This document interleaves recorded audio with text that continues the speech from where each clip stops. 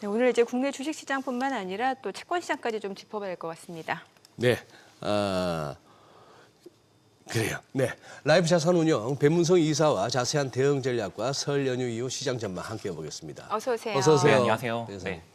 내가 소개를 하면서 막 더듬네.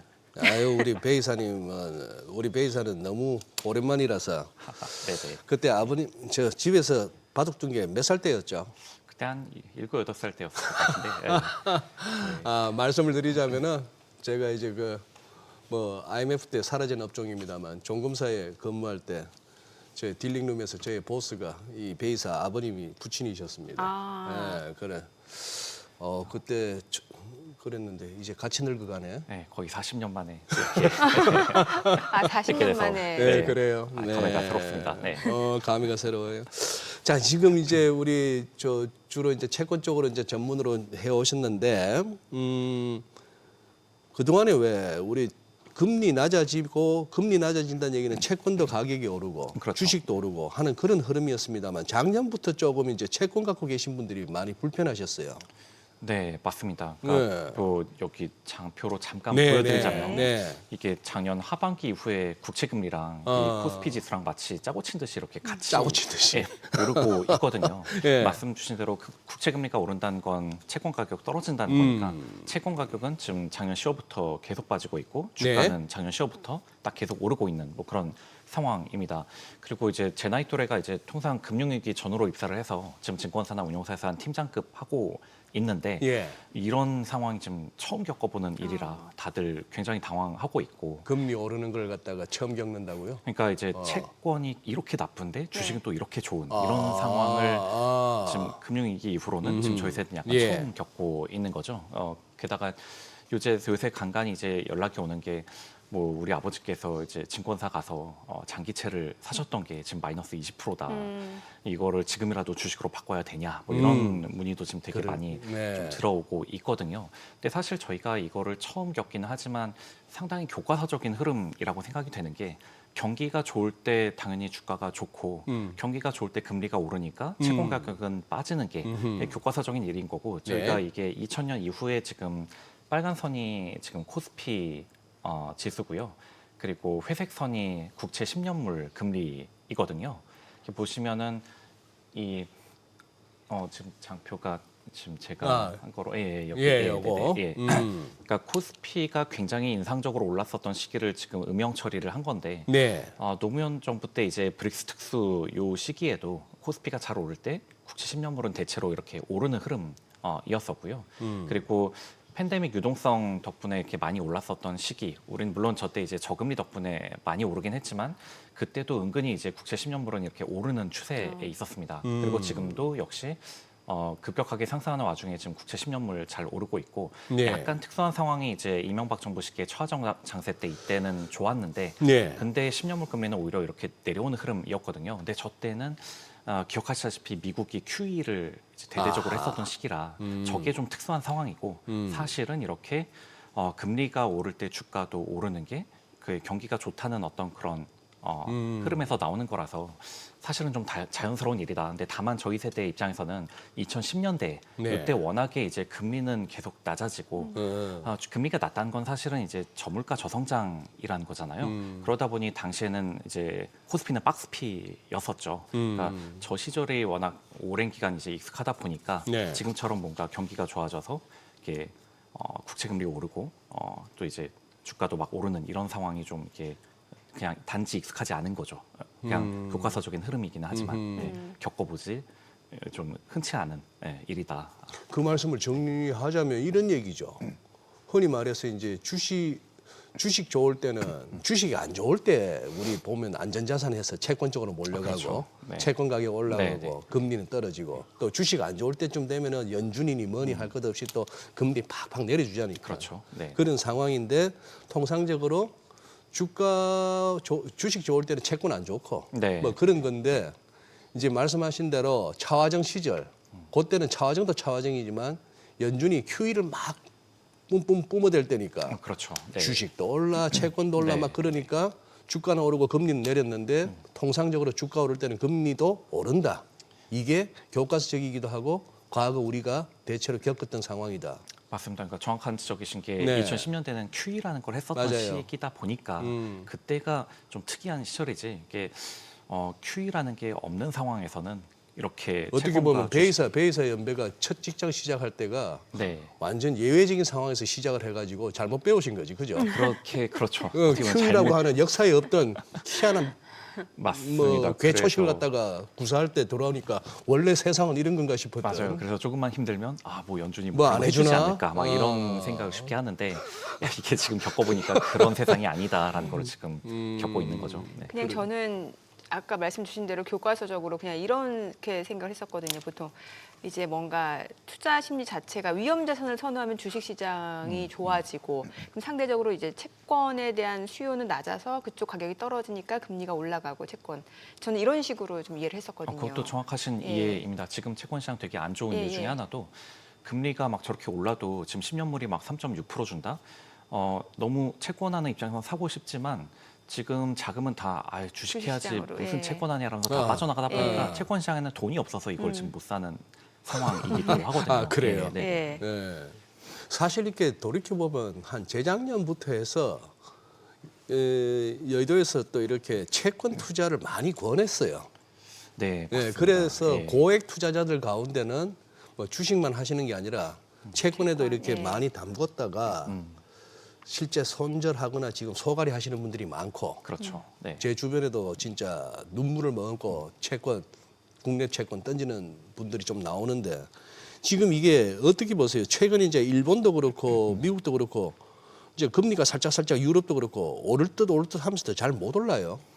요거 이제 기본적으로 이제 금리 수준에 대한 판단 네. 그리고 네. 지금 이제 다시 채권에도 진짜 돈 많은 사람들의 얘기입니다. 뭐 연기금도 포함해서 이 채권 투자에 대해서 한번 고민을 할 시점이 된 것 같은데.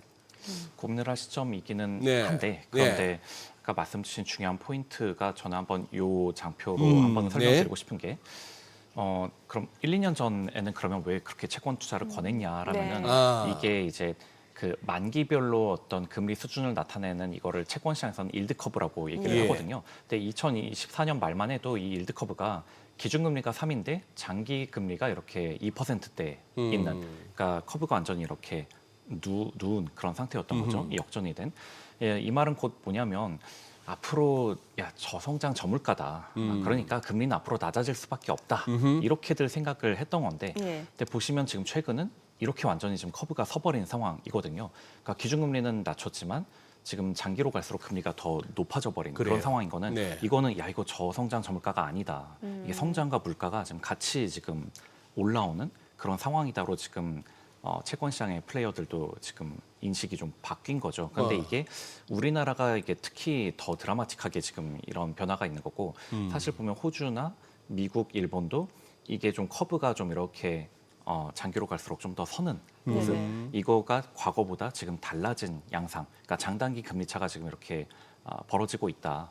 어찌 보면은 그러면 장기채 투자에 대한 매력도는 과거보다는 올라간 거는 맞는데, 근데 문제는 경기가 좋을수록 그러면 금리는 더 올라가고 네네. 주식이 더 매력적이니까 과연 어느 선까지 이게 장기 금리가 올라갈 거냐. 네. 이거에 대해서 이제 좀 고민해야 되는 시점인 거죠. 네. 아니 간밤에 보니까 미국에서 30년물 네. 좀 떨어졌잖아요. 좀 떨어졌죠. 예, 예. 이거 되게 유의미하다라는 색들이 나오잖아요. 뭐 나름 유의미한 게 그게 아까 딱 말씀 주신 예. 것처럼 지금 주식이 불안하니까 예. 지금 안전자산으로 이렇게 가면서 지금 그 금리를 떨어뜨린 그런 상황이거든요. 예. 그리고 저는 지금 거기에 굉장히 한 가지 지금 큰 내러티브가 좀 바뀌고 있다라고 예, 예. 생각을 하는데 네. 사실 한 그 최근까지 여기 요 장표로 보시면은 이게 글로벌 재정 지출 흐름인데 네. 코로나 때는 당연히 이제 재정 지출이 확 늘었었지만 그 뒤로는 그래도 좀 약간 코로나 때보다는 덜 쓰려고 했었다가 2025년부터 보면은 이게 또 확 늘어나거든요. 이게 다 지금 꼭 미국만 그런 게 아니라 다른 나라들도 국방비랑 AI 관련 투자, 제조업 투자 이런 거를 지금 막 하다 보니까 정부 지출이 웬만한 나라들이 유럽이나 일본도 지금 꽤 많이 늘은 그런 네. 상황이거든요. 그러다 보니 약간 거기서 파생된 내러티브가 야 정부가 저렇게 돈 많이 쓰는데 예. 그럼 중앙은행이 그럼 금리를 낮춰줘야지. 예.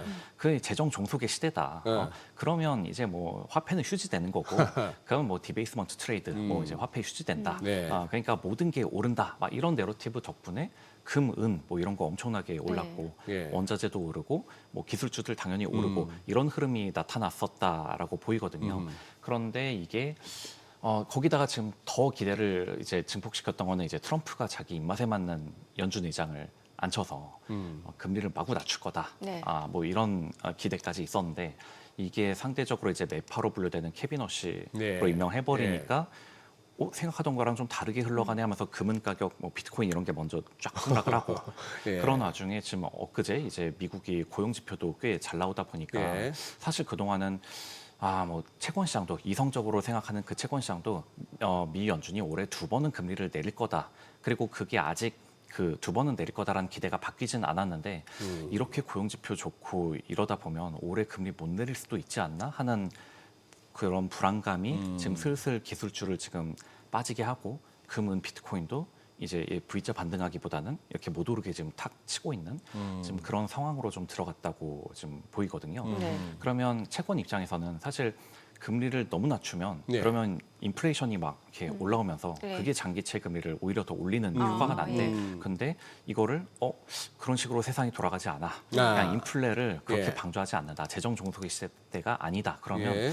금리를 그렇게 시장이 막 원하는 것만큼 그렇게 많이 올리지 않으면 오히려 인플레가 좀 안정됨으로써 장기채 금리는 이렇게 또 낮아질 수 있는 그런 흐름으로 지금 약간 이게 시장의 기대가 좀 바뀌어가는 흐름에 지금 있는 것으로 그래요? 개인적으로는 좀 해석을 합니다. 한참 그 이전에 뭐 뭔가 좀 그 단기물, 장기물 차이 그런 스티프닝 얘기 많이 나왔었는데 네, 꼭 그렇지만은 않을 수도 있다라는 거네요. 그렇죠. 그러니까 스티프닝이 심해지는 거는 앞으로 금리를 단기물은 마구 낮춰서 예. 그러면 인플레가 오고 예, 기대 인플레도 그러니까 높아지고. 이렇게 예, 올랐던 예. 건데 야 그건 아니야. 예. 그렇게 막 연준이 막 뭐 대통령 하라는 대로 막 하고 이러지 않고 이렇게 인플레 신경 쓴다 이러면은 오히려 인플레를 신경 쓴다고 하면은 기대 인플레이션이 좀 낮아짐으로써 이게 장기물이 좀 또 금리가 낮아지는 그런 흐름 지금 약간 좀 그런 흐름이 좀 나타나고 있다라고 보입니다. 그래요. 배 이사님 이건 어떻게 생각하세요? 아마 우리 제작진에서 출연 섭외할 무렵만 하더라도 계속해서 국고채 금리 오르고 네네. 국채 선물 막 추락하고 네. 우리 주식은 막 가고 네. 그래서 첫 질문이 아마 이렇게 뽑혔을 거라. 네. 그렇게 주식하고 채권하고 다 같이 좋았는데 왜 우리는 요즘 들어서는 채권은 안 좋고 주식만 가져 이 첫 질문을 했는데 사실 지금 한 사나흘 전부터 약간 분위기가 묘한 게 미국도 그렇고 일본도 그렇고 다카이치가 됐으면은 다카이치 총리의 자민당이 저렇게 압승을 하면은 일본 국채 수익률, JGB 수익률은 완전 날아갈 것 같았는데 안 그래요. 그렇죠, 안 그렇죠. 네. 이것도 이제 시장의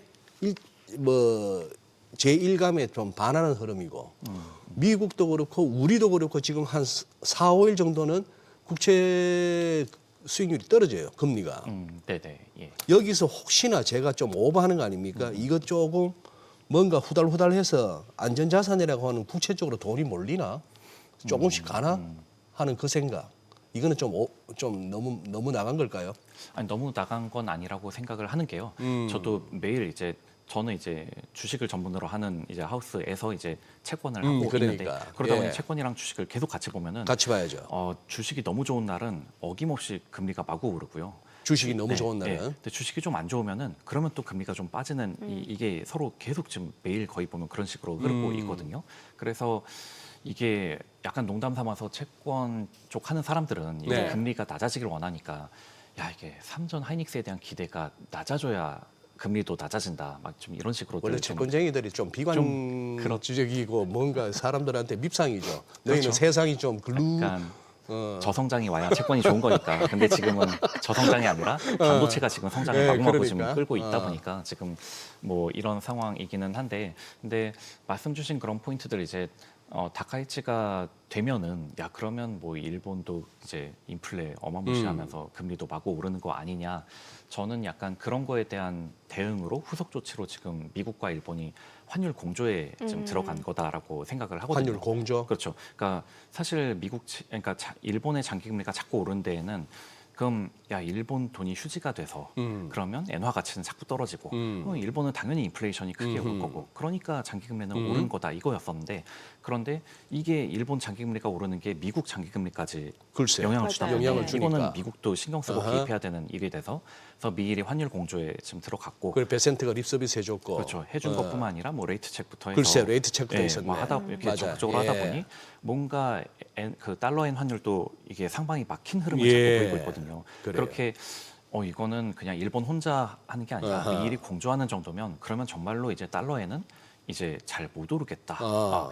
이런 식으로 이걸 막아주니까 네. 장기 금리도 좀 안정되는 흐름, 다카이치가 압승을 했어도 뭐 이렇게 미국과 일본이 공조해서 달러엔이 이렇게 낮아지면 뭐 그러면 인플레 걱정도 좀 이젠 덜 해도 되지 않나 이런 식으로 좀 한마디로 어찌 보면은 장기 금리가 자꾸 오르는 게 이런 선진국들한테도 정부한테 되게 불편한 네. 일이다 부담이죠. 보니까 어. 이거를 어떻게든 지금 여기 이쯤에서는 한번 눌러주려고. 눌러준다 이런 개입들이 나오는 거다라고 좀 생각을 합니다. 어때요? 지금 이제 미 연준 같은 경우는 사실 이제 뭐 고용하고 인플레이션 두 가지 보는 거고 또 특히나 이제 CPI 또 발표 앞두고 있는 상황이고 고용이 생각보다 그렇게 뭐 많이 둔화되는 건 아니다라는 해석이 나오잖아요. 네, 예. 그렇죠. 그러면 이제 금리 인하 기대감이 더 낮아질 수밖에 없는 거고. 그렇죠. 그러니까 지금은 컨센서스 자체는 이제 미국이 금리를 2번 내리고 예. 다른 나라는 안 내리거나 올리니까 그러니까 달러 약세다. 그러니까 네. 달러 약세는 이제 글로벌 주식에 다 호재고 원자재도 호재니까 그 내러티브가 이제 연초에 강하게 작동을 했던 건데 그런데 사실은 뭐 지금 성장과 인플레가 적당히 높은 상태가 지속이 돼가지고 올해 금리 인하를 한 번만 하거나 혹은 안 할 수도 있다. 뭐 개인적으로는 좀 그렇게 생각을 하거든요. 근데 이게 저만의 생각이 아니라 또 다른 외국계 IB 인하우스 애널리스트들도 금리 인하 없을 수도 있다는 없을 수도 있다고요, 미 얘기들을 연준이? 많이 하더라고요. 그게 왜냐하면은 이게 트럼프 정부 초기 때는 관세 불확실성 때문에 이제 투자나 고용을 이렇게 멈췄던 네. 때들이 이제는 뭐 이쯤면 이제 그 불확실성이 사라졌으니까 재개하자라고 해서 이런 투자나 고용이 좀 재개가 되고 또 OBBBA 법안이 올해부터 이제 적용이 또 되고 M7 기업들은 작년보다 투자를 더 많이 할 거라고 또 이미 얘기를 하고 있고 그러면 이게 성장과 고용이 후퇴하기보다는 좀 괜찮을 확률이 좀 더 높아 보이거든요. 네. 그러니까 고용 지표가 나빠져야 이제 금리를 인하한다는 명분을 좀 얻는 건데 그런데 이제 간혹 이제 AI 때문에 사람을 막 자르면 야 그러면 고용이 나빠지지 않겠냐라는 얘기들도 이제 있는데 근데 사실은 이게 프레드 차트를 보시면 네네. 이게 미국의 제조업 종사자 숫자거든요. 보면 80년대만 해도 미국의 제조업 종사자 비율이 전체 20%가 넘었었는데 지금은 한 10%도 안 되는 그런 상황입니다. 그러니까 특히나 2000년대 초반 중반에 중국으로 아웃소싱이 너무 되면서 제조업에서 일자리를 어마무시하게 뺏겼던 거거든요. 근데 지금은 반대로 제조업을 오히려 살리겠다라고 하고 있고 그리고 무엇보다도 지금 테크 쪽 종사자 비율이 저 때는 이제 제조업 종사자 비율이 20%에서 10% 미만으로 왔지만 지금은 테크 쪽 종사자 비율은 전체의 2%밖에 안 되다 보니까 여기서 좀 이렇게 잘리면 물론 되게 그분들한테는 유감이지만 전체 실업률에 막 그렇게 미치는 여파가 아주 크지는 않다라는 게 일단 하나 생각해 볼 부분이고 예. 그리고 요새는 은근히 이제 그 유튜브나 뭐 이렇게 네. SNS로 이렇게 돈을 버시는 분들도 많은데 이분들은 다 취업자가 아닌 걸로 분류가 되거든요. 그리고 전업 투자자도 취업자로 분류가 되지 않습니다. 그래요? 네. 그러다 보니 취업자가 아닌 분들 중에도 고소득자가 많은 세상이어서 취업이 좀 뭐 부진하더라도 소비는 또 좋게 나올 수도 있는 뭐 이런 상황에 있다는 거죠. 네, 그래서 이런저런 여건들을 다 이렇게 총체적으로 감안해 보면은 금리 인하를 이렇게 마냥 쉽게 할 수 없는 환경인 것 같다. 시장도 이거를 슬슬 인식하다 보니까 PR 높은 주식부터 지금 막 이렇게 조정을 지금 세게 받고 있는 상황이고 반대로 이제 반도체처럼 이제 실적이 받쳐주는 곳은 그럼에도 이제 오르거나 방어가 되고 있는 뭐 그런 상황으로 지금 생각합니다. 아까 뭐 베이사께서도 그 캐비닛을 갖다가 트럼프 대통령의 입맛에 맞는 연준 의장이라고 표현을 하셨는데 저는 조금 퀘스천 마크예요. 네. 저는 입맛에 케빈 해시시 더 입맛에 맞던 사람이고 그랬죠. 예. 그게 뭐 약간 뭐 농담조로 얘기했지만 금리 인하 안 하면 내가 소송할 거야. 네네. 이 소리 쉽게 나오는 얘기가 아니거든요. 그러니 케빈 씨는 한번 우리 시간을 두고 한번 살펴보시죠. 실제 네네. 청문회에서 뭐라 얘기하는지 실제 또 5월 이후에 의장 되고 나서도 트럼프 입안에 혀처럼 굴라는지 아니면 그때 가서 트럼프 대통령의 고민거리가 되려는지 네네네. 케빈 러신의 약간이 묘한 인물입니다. 네, 네, 그렇죠. 그래요. 네. 오늘 내용 잘 들었습니다. 고맙습니다. 네, 감사합니다. 감사합니다. 네.